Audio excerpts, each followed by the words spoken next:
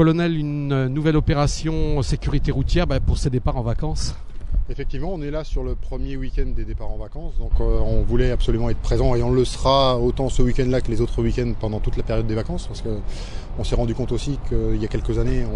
on ciblait les premiers week-ends de juillet, mi-juillet, fin juillet, mi-août, fin août, mais là on se rend compte que les gens ont un peu revu leur façon de prendre leurs vacances, ils prennent peut-être moins de jours, donc on a tout le temps, pratiquement tous les week-ends, des flux de circulation qui augmentent, et avec des flux incessants d'étrangers et de gens et de Français donc, qui transitent par les routes du département. Qu'est-ce qui est contrôlé ? Alors là aujourd'hui on contrôle la vitesse, on contrôle les surcharges des camions, on contrôle la surcharge des camionnettes, parce qu'on se rend compte aussi que le flux de circulation des VL augmente, mais il y a aussi à partager la route avec les poids lourds, et les poids lourds aussi augmentent à partager la route avec les véhicules légers, donc il faut que tout le monde soit en phase avec la réglementation et qu'on évite une tragédie.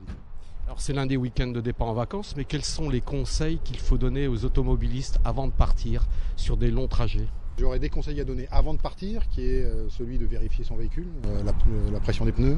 de vérifier si on a du liquide lave-glace, parce que avec les chaleurs que l'on a, il suffit de prendre quelques déjections d'oiseaux ou d'insectes, et si on n'a pas de liquide lave-glace, et pareil, on vérifie aussi ses balais d'essuie-glace pour avoir une visibilité maximale. Et ensuite, un fervent conseil quand on roule, c'est que tous les 2 heures on s'arrête. On fait une pause, on s'oxygène, ça évite les assouplissements et ça évite les accidents bêtes. Alors sur ces automobilistes, quels sont les principaux défauts remarqués ? La vitesse toujours, des gens qui n'ont pas compris que même avec un flux de circulation dense, on ne roule pas à plus de 160 sur l'autoroute.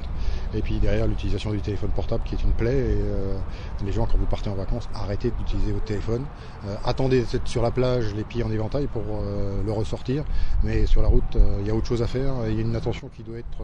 constamment déployée sur ce qui se passe sur la route et pas sur votre téléphone portable. On a vu les conseils pour les automobilistes, mais les 2 roues motorisées, il y a des conseils à leur donner également ? Ils sont presque sensiblement les mêmes, sauf que sur une moto on n'a pas d'essuie-glace, on n'a pas de liquide lave-glace, mais c'est pareil, avant de partir on fait les niveaux de sa moto, on s'assure que les pneumatiques sont corrects au niveau de la pression, et puis pareil, on fait une pause toutes les 2 heures, voire même toutes les heures et demie, parce que la fatigue est quand même plus importante en moto qu'en voiture, et puis on prend le temps d'arriver entier sur son lieu de villégiature. Alors quels sont les